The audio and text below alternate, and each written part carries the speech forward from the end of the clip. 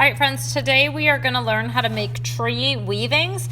We're going to start by painting a landscape on a plate. We are going to use something called atmospheric perspective. So I want you to make a couple of ground lines. My first one is going to be a fairly dark green. So I made sort of a wavy line that crosses that plate on the bottom, and then I'm filling it in with that darkest value of green. Remember, value is how light or how dark a color is. Now, atmospheric perspective has to do with how color changes as something gets further away. With land, color tends to get lighter in value when it's further away. The atmosphere lightens that color up.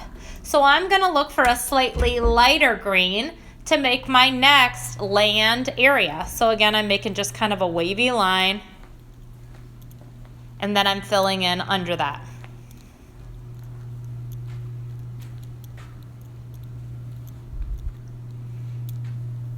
And then I'm going to make one more land area, and if you guessed it's going to be the lightest one, then you, my friend, are spot on. It's the furthest away, so it's going to be the lightest in value. So I'm looking for a light green and filling.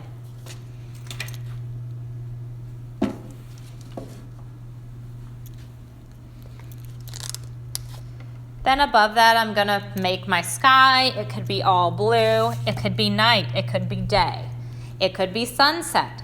You could give information about what the weather's like. Maybe it's a cloudy day. Maybe there's a rainbow in the sky. But you're adding whatever you want into the sky. I think mine will be a sunset that kind of fades from purple. So I'm filling in the bottom part of my sky with purple.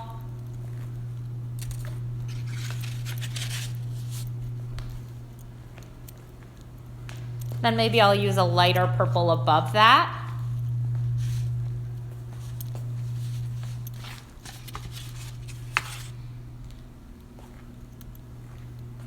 When I use the colors and I want them to fade, I leave a little area where I can overlap a tad.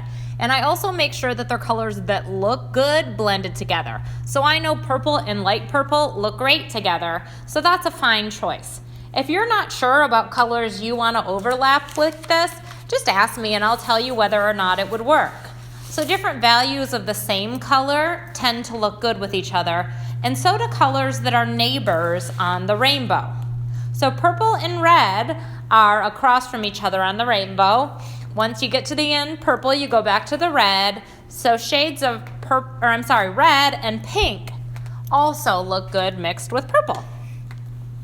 So I'm just making that little area of overlap. Now, while I was working on my sky, my land areas have dried quite a bit. So I'm going to go back into the land areas and add small details. You can really make whatever you like. You could make a little farm in the background. You could make little flowers.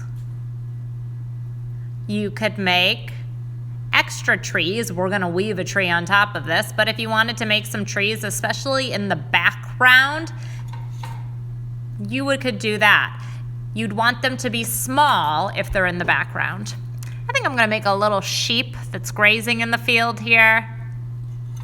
You can really make whatever you like, whatever would make sense to you to have around a tree.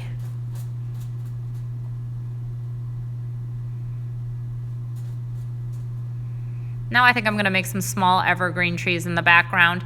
This gives my paper depth. It makes it look deep. The tree in front is going to be big, and then it will look as if it's getting smaller as you move further back on the paper. Now maybe some clouds in the sky, and then I'm going to be ready to warp my loom.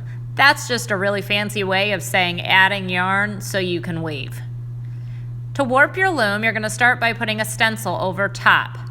There are 10 notches at the top of this stencil. You want the 10 notches at the top, and then 2 at the bottom of your plate. Now I'm going to pull the plate off, and I'm going to cut each of those notches. So before you cut, do a quick count. Make sure you have 10 on the top, 2 on the bottom. And then you're just going to cut a slit in each of those areas. It doesn't need to be a V. You don't really need to take any of the plate away. You just need a little cut into the plate. When I'm done with this, I'm ready for yarn. And we're all going to start with brown yarn for the trunk of the tree. You flip your plate to the back, and you tape on the yarn. Then I'm going to go up through one of the top notches. I want to start at the left and move right. Then I'm going to go down through my first notch, over to the second, and up. Go to the next door neighbor. When I go to the bottom notch, there's an in notch. Every time I go down, I'm going to the first one. Then I go over through my out notch. Then I go up, next door neighbor.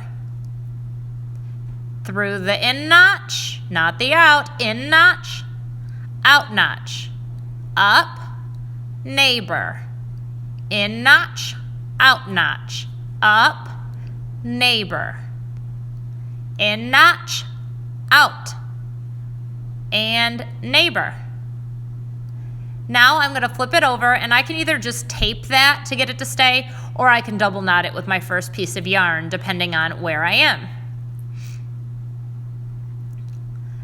Now I'm going to take the same brown yarn, and I'm going to start at the bottom, and I want the trunk of my tree to be slightly smaller. So I'm just going to take it, and I'm tying a double knot. That's the same knot you make when you tie your shoes, that first knot, only I'm doing it 2 times. I want to kind of pinch that together a little. You don't want to do it so much that your paper is bending and curling. Then what I'm going to do is I'm just wrapping it around those pieces, and I'm making sure that my yarn lays next to the piece below it. I don't want to wrap it over and over again in the same spot. What I want to do is make almost like if I lay my fingers out, which I'll do here in just a second to show you. The fingers are next to each other, not on top of each other. Gently tugging. So you can see fingers next to each other, not on top. So rows, not one piece on top of the other. And you're going to keep doing this for as tall as you want the trunk of your tree to be.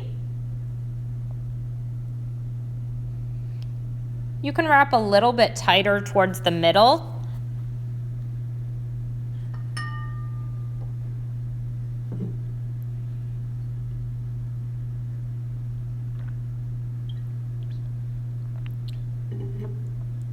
So you can see I'm sort of getting tighter as I work up because my paper won't curl as much.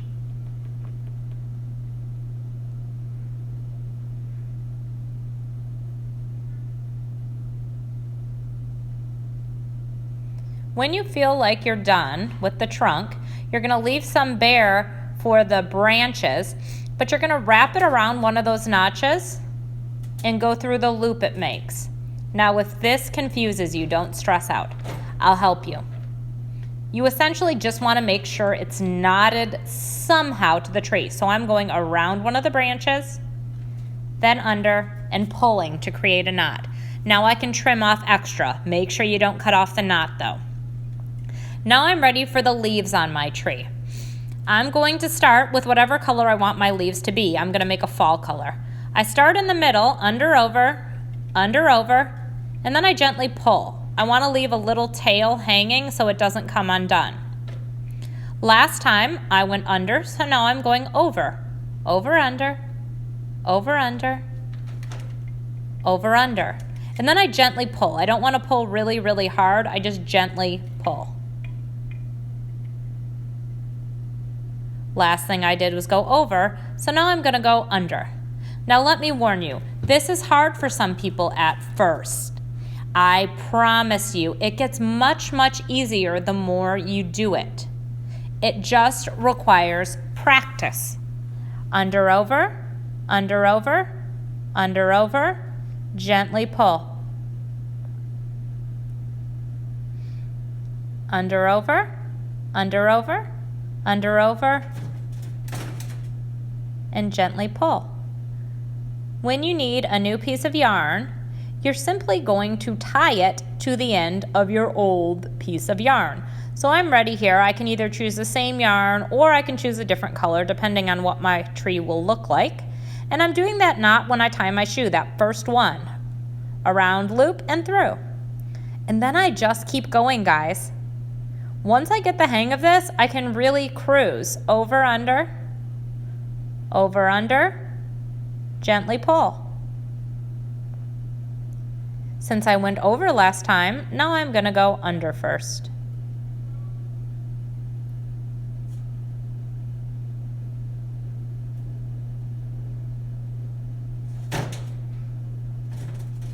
If you make a mistake as you're weaving, come show me. Generally, you don't need to take your whole weaving out over a mistake. Usually it's just a knot, or maybe you missed something along the way. And if this is the case, it's super easy for me to fix it. You can see here I've made a mistake. Oh, nope, I haven't yet. In just a minute, I'm going to make a mistake and I'll show you how to fix it.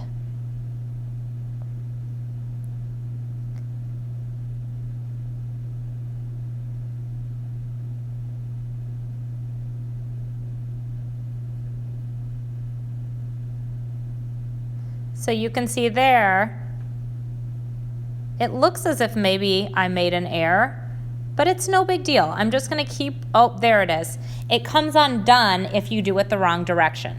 So if yours is continually coming undone, just come ask me what's up and I'll help you. For the sake of time, I'm going to skip forward here in just a minute because I think you're probably starting to understand the pattern, which is over, under, until you run out of yarn. And you work like that just until your leaves are filled in.